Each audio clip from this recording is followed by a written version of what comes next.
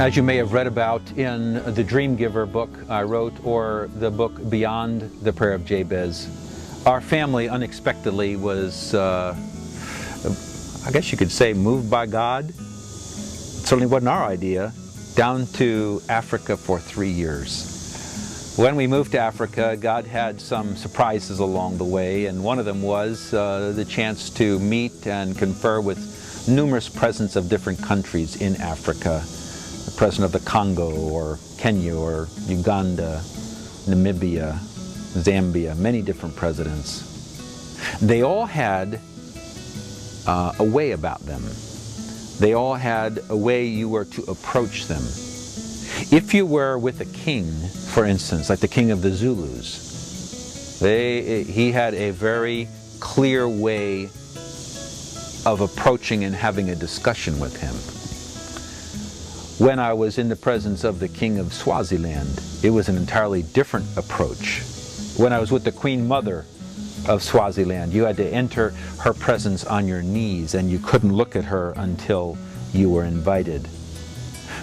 In America, we have our own, these are called protocols, of when you're giving your oath of office, what you put your hand on, which hand is raised, and where the flags are, and who comes down first from the White House, and who says the oath to the new incoming president. Those are called protocols. And they're the way two parties work together. They're the steps you must take for it to be acceptable. So let's take this into the life you were born for.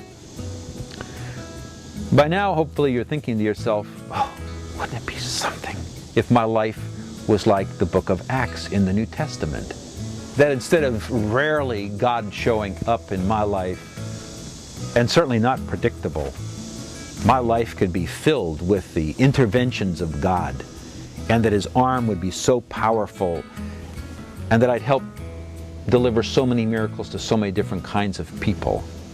Wouldn't that be something? What if that was actually real?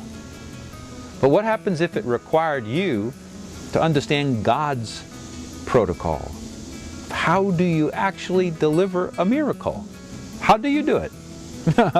Let's just say we stopped right here, and I gave you my pen and said, take out a piece of paper right now and tell me the specific steps in order that a person is to follow to deliver a typical or normal miracle for God.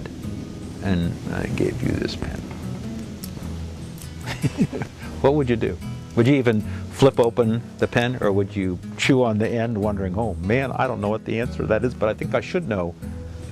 If you don't know the protocol of heaven, it's going to be pretty tough for you to deliver a miracle, isn't it? It's interesting. The steps that lead to a delivery of a miracle. The protocol of heaven.